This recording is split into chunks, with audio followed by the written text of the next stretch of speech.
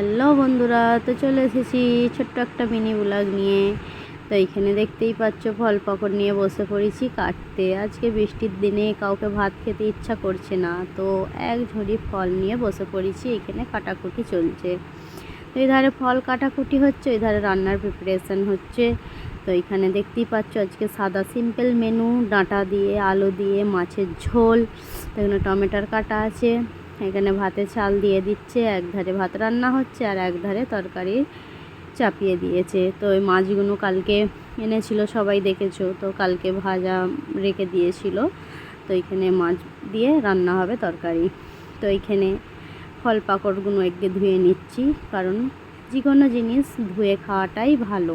তো এখানে ধুয়ে কাটাকুটি চলছে। তো আমরা শুধু একা ফল খাবো, তো আমার বাবুর জন্য আপেলকে ছিলে প্রেসার কুকারে সিদ্ধ করতে দিয়ে দিচ্ছি, কারণ আমার বাবুকেও খাওয়াতে হবে। আমার বাবু তো আমাদের মতো আর চিবিয়ে খেতে পারবে না, তাই জন্য আমার বাবুর জন্য সিটি মারা হচ্ছে। তো আমি সব ফল কেটেছি, আনারসটা কাটতে পারিনি, তো আমার মা বলল আমায় দিয়ে আমি কেটে দিচ্ছি। তো এখানে সুন্দরভাবে আমার মা কাটছে, আর দেখো এই ফলগুলো আমি কেটেছি। তো আমার মা এই তো কেটে 4 ফালি করে রেখে দিয়েছে, 4 জনের 4টে, যে যেরকম খুশ করে খেতে পারে। কেউ নুন দিয়ে খায়, কেউ নুন দিয়ে খায় না, কেউ ওইটাকে জুস বাইনে খায়, তাই জন্য আমার মা রেখে দিয়েছে। তো এইখানে কালকের দুধ আর আজকের দুধ মিলে ঢেলে নিচ্ছে জাল দেবে বলে। তো এখানে রান্না অলমোস্ট হয়ে গেছে, এখানে তরকারি ফুটছে, তোমরা সবাই দেখতে পাচ্ছ। এখানে রান্না রেডি হয়ে গেছে, ভাতও হয়ে গেছে। ভাতটা এবার খালি কষিয়ে নিয়ে ভাতটাও হয়ে যাবে। তো এইখানে দেখছি আমার মা একটা কাঁঠাল ভেঙেছে, একটা কাঁঠাল ভাঙতে এক বাউল হয়ে গেছে কাঁঠাল।